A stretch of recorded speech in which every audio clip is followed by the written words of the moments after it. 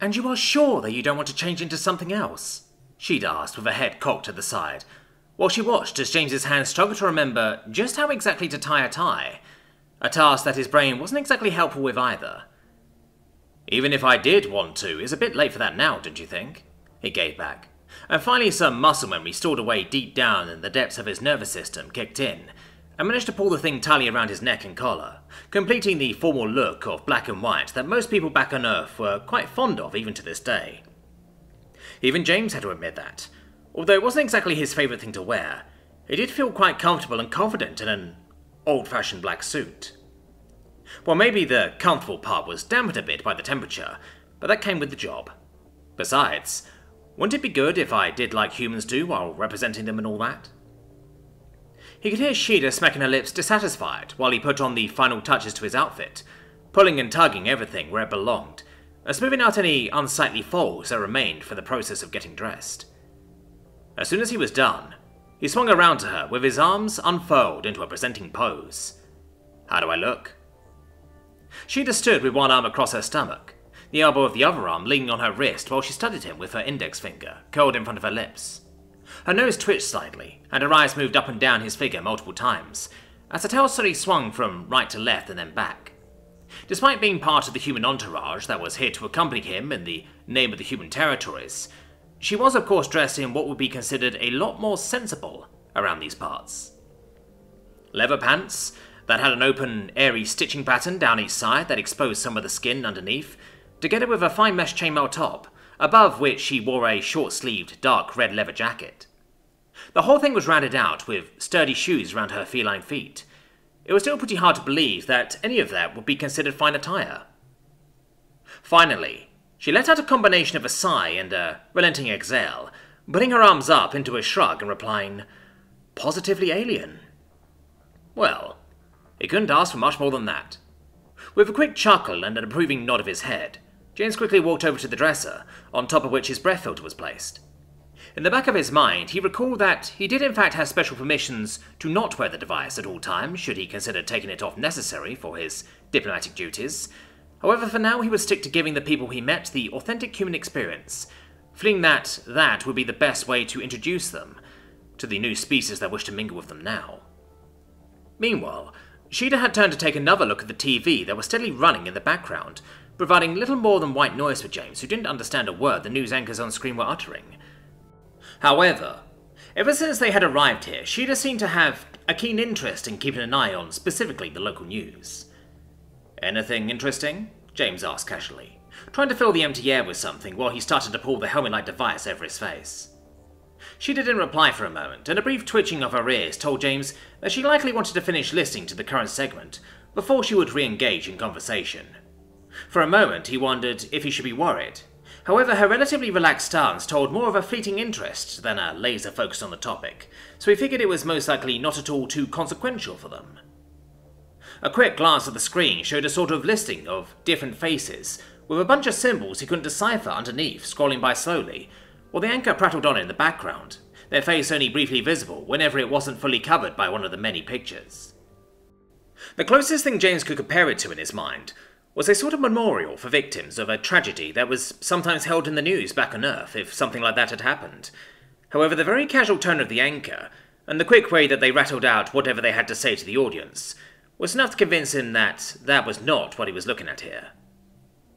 When the last picture had finally scrolled all the way across the screen, she'd turned her head slightly to the side to glance over at him, and picked up the conversation as if the break in between had never happened. "Apparently there are some technical difficulties happening in some supply chains and some of the investigators are expecting foul play," she explained casually, and apparently that was the only thing about the morning report that she found to be interesting enough to convey to him. Still, James had gotten slightly curious, so he decided to dig a little bit, while he still could. "So what were those pictures about?" he asked, and tried to make it sound like a passing comment. The ones that scrolled across the screen just now. Before she answered, she decided to stretch her neck out, twisting her head from side to side, while loosening up some of her tendons and muscles, although her neck noticeably didn't crackle and pop loudly like those of humans often did. Those were just the bounties," she said, as if that by itself was more than enough explanation. James cocked his head to the side. "Bounties?" he asked, and took a few steps over towards her, taking another glance at the TV, where the anchor was now busy reading out some unrelated news in a swift and efficient manner. Bounties for what? It was admittedly a rather dense question at first glance. However, James wanted to make sure that he wasn't misunderstanding anything here. Sheila chuffed in amusement and looked at him with a bemused side-eye, clearly not quite buying that he didn't already know the answer to his own question. Bounties for bringing those people in, obviously, she explained away, apparently deciding to humour him for the time being. James cleared his throat and had to swallow a lump seemingly building up inside it. Bring them in? He asked, and inadvertently rearranged his tie once again, just to give his hands something to do. Like some sort of government subsidised vigilantism? That's exactly what it is, Sheila confirmed with a nod. Although the smarter people get, the less popular the practice has become.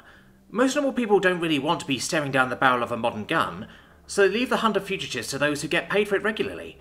The bounty system is basically just a way for bored soldiers to earn a little extra these days, although every now and then there's the odd idiot who still wants to try their luck. There's a reason they show it specifically in morning TV, after all. James hummed in acknowledgement and needed to think about that for a moment. Clearly his contemplation didn't get past Sheila, who turned towards him and flatly put her hands onto his chest, while looking up at his covered face. You really ought to remember that you're on a different planet here, James, she reminded him, and briefly brushed along the edges of his jacket. Your usual sensibilities may not apply here. Keep that in mind while you're trying to win the people around here over, alright? James chuckled a bit uncomfortably, replying, I'll try my best. Shortly after, the two of them, now once again surrounded by their issue security, were approaching one of the many on-the-stranger side kind of buildings the city had to offer. Disregarding all concepts of building as room-efficient as possible within a large city, it was built in a way that reminded of the way a child would draw a castle.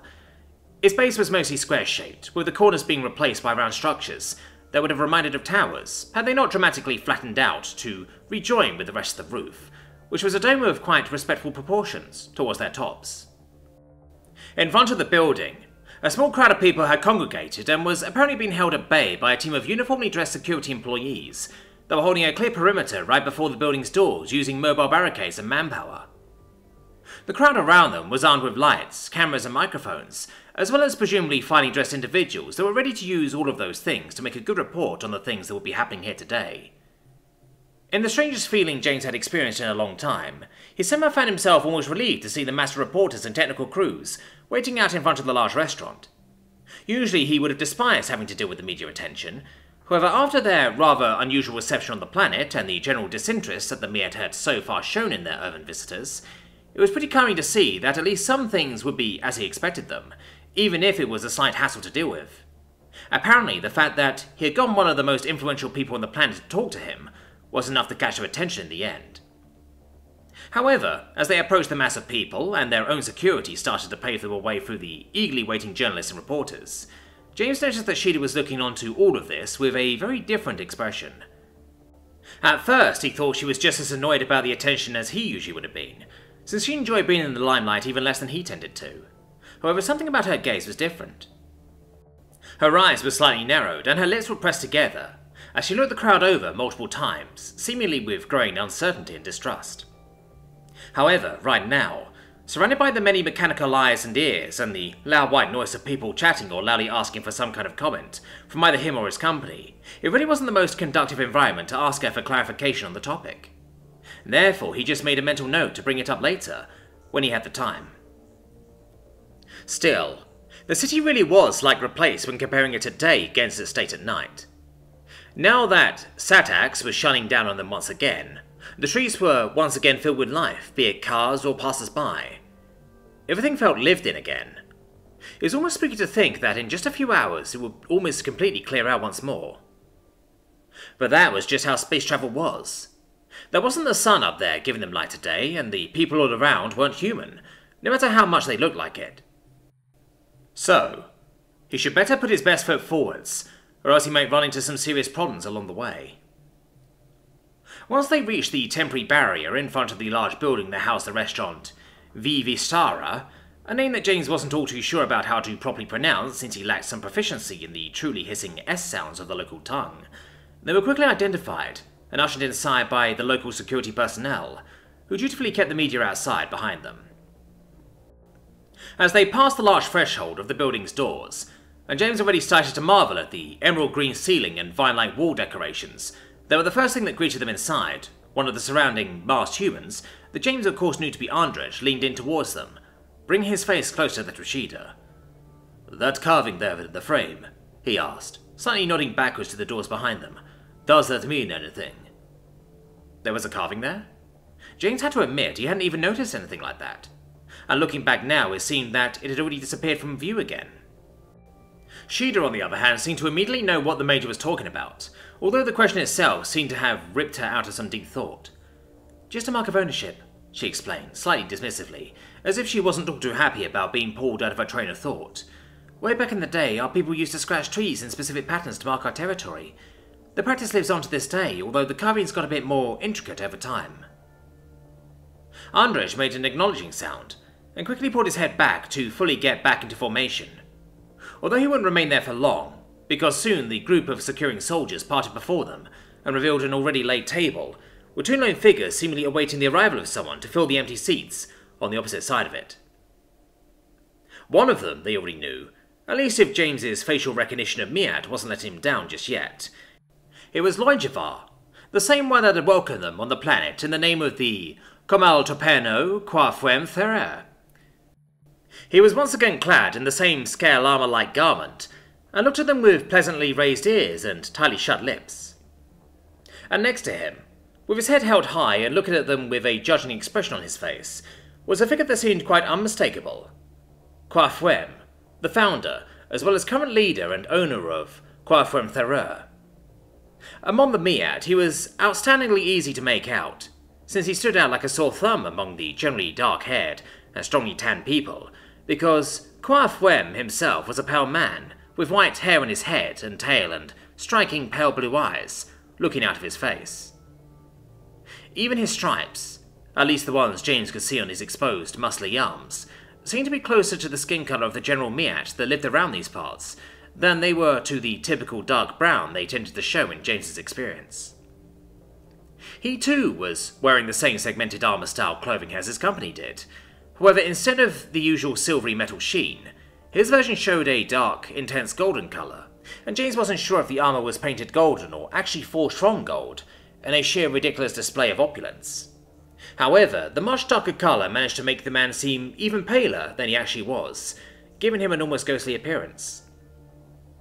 James didn't know if the rather strange appearance of one of the most influential people off this planet was a mere coincidence, or if Quafem knew how to market it very well for himself.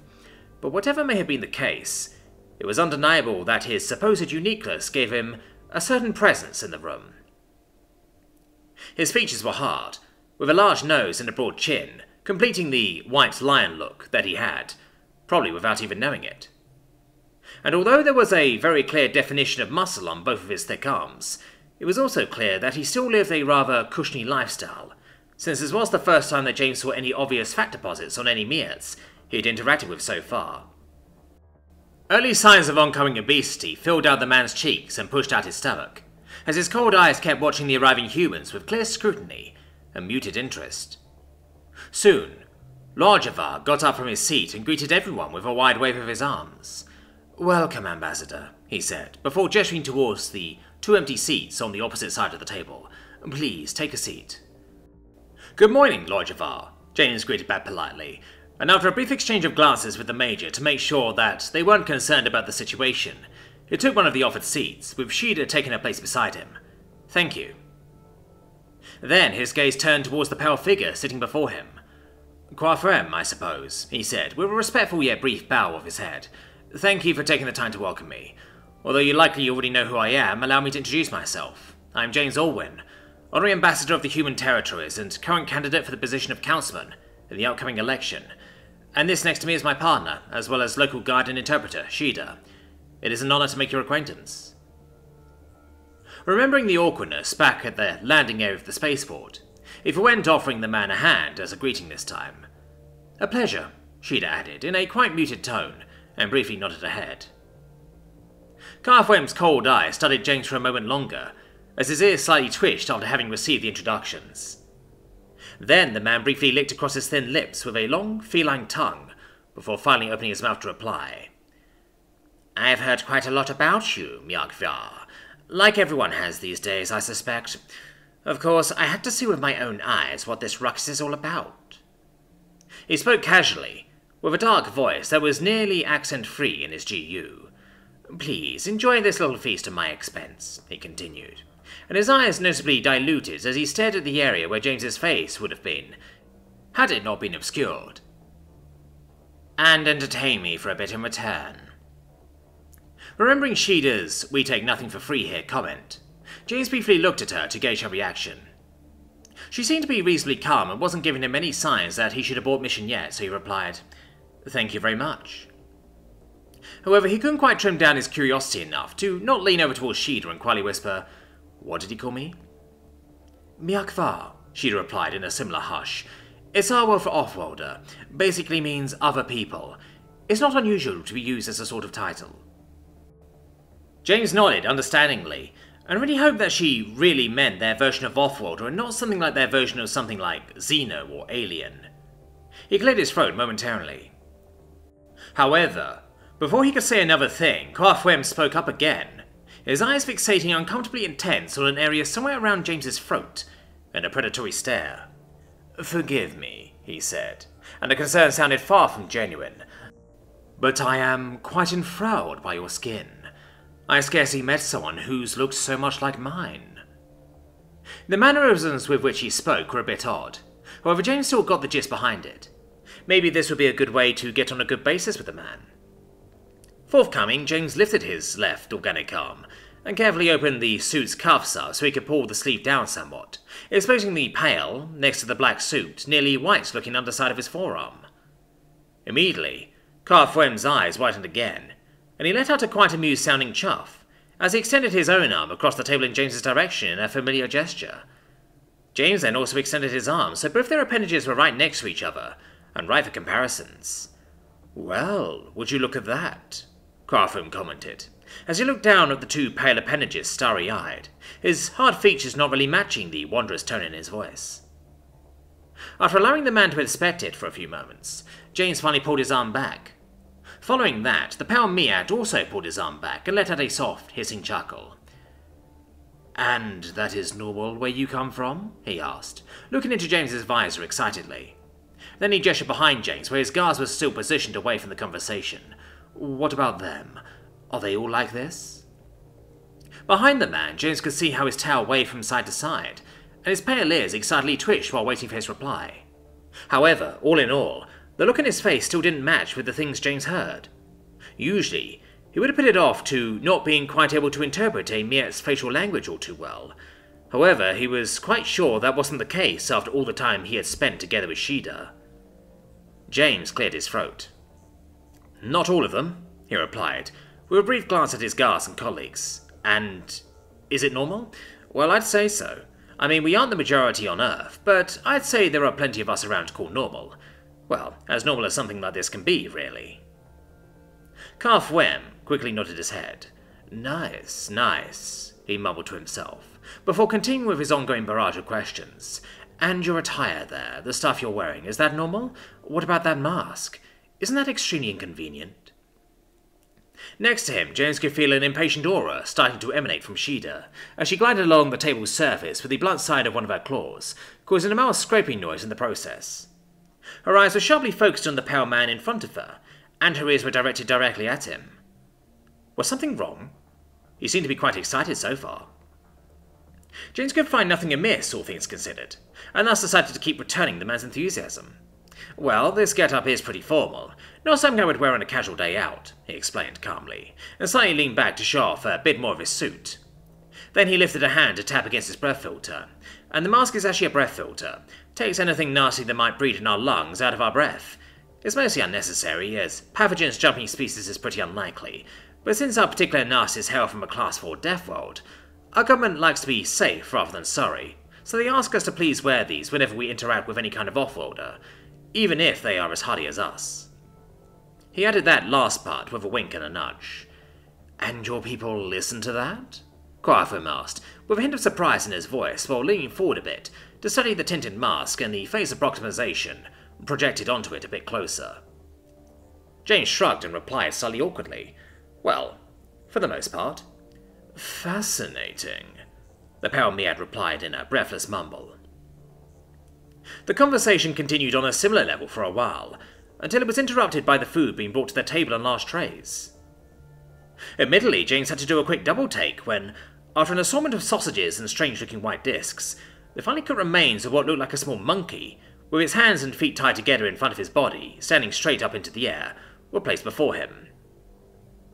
Quaffwem and Lorry Yrrol eyed the admittedly tasty-smelling feast with satisfied expressions, and quickly began to load their plates with some of the sides before carving off large parts of the primate's meat with specially provided sharp knives. James, who luckily had a very loose connection to the notion of which animals were supposed to be food and which weren't, when compared to many of his fellow humans, quickly regained his composure, and used the moment of them being distracted to glance over at Shada.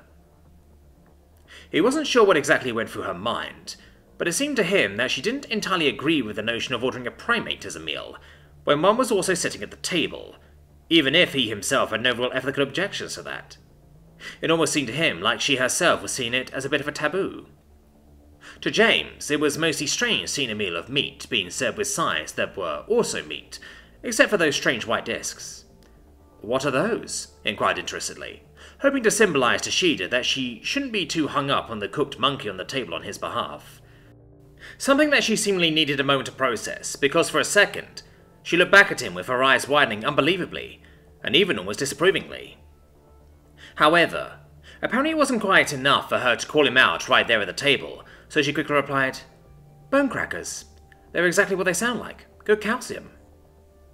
In the attempt to lighten the mood, James asked, "Is the name a pun in its intended language as well?"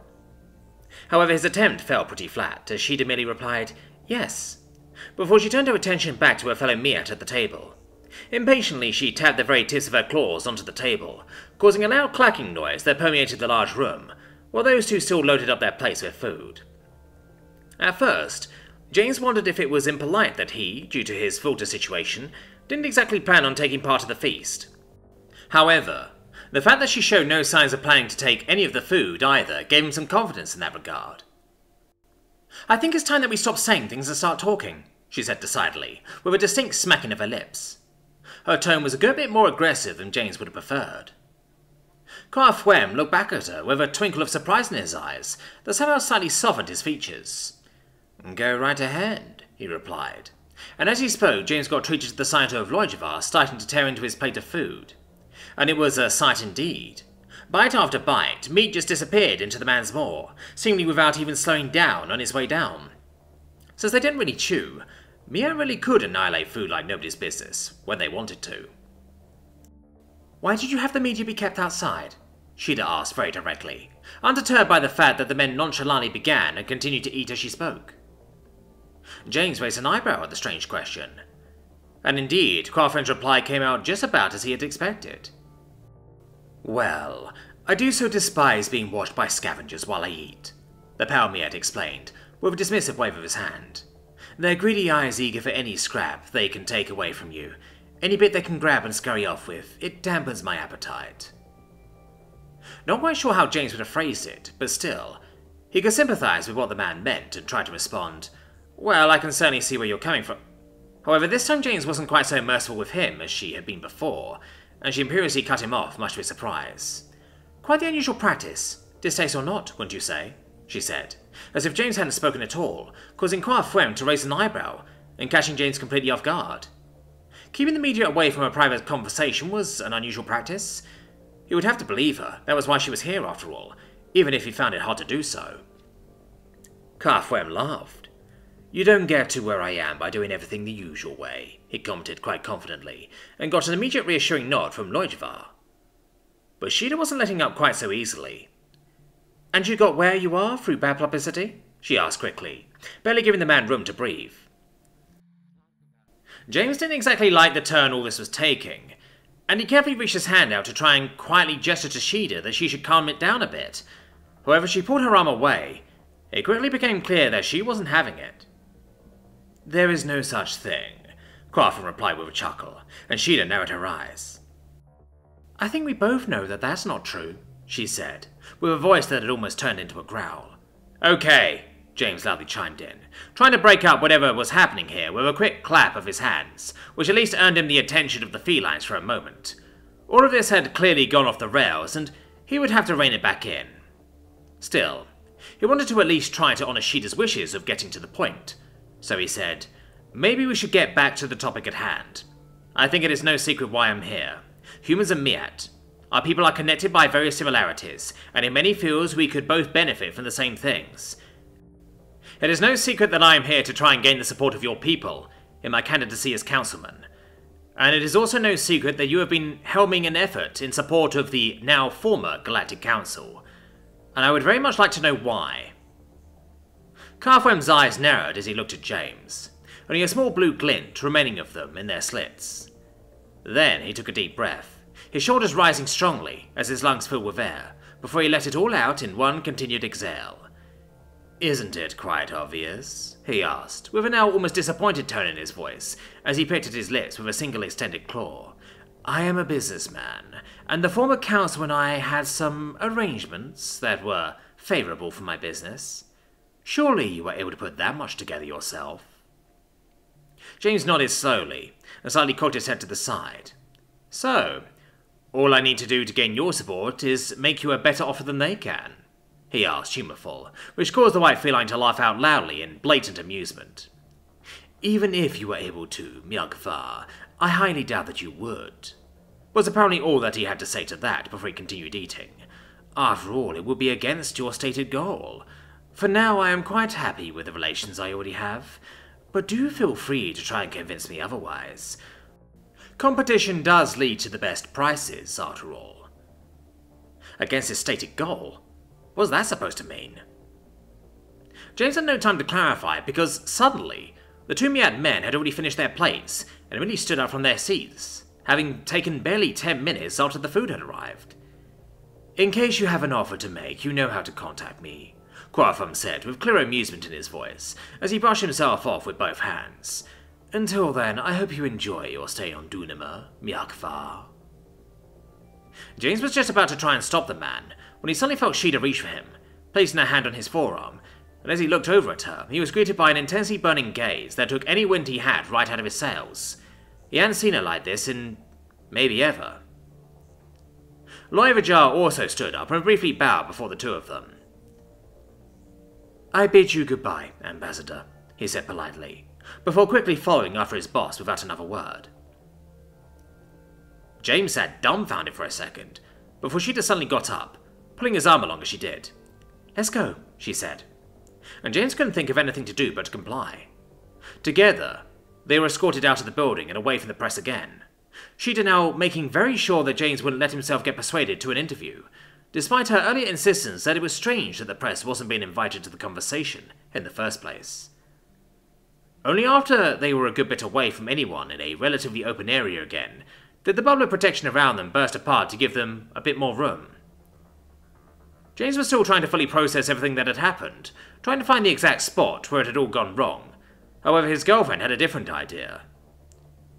"Why did you let him play around with you like that?" She came at him almost immediately, as soon as their gasps had spread apart a bit, her face a picture of lack of understanding.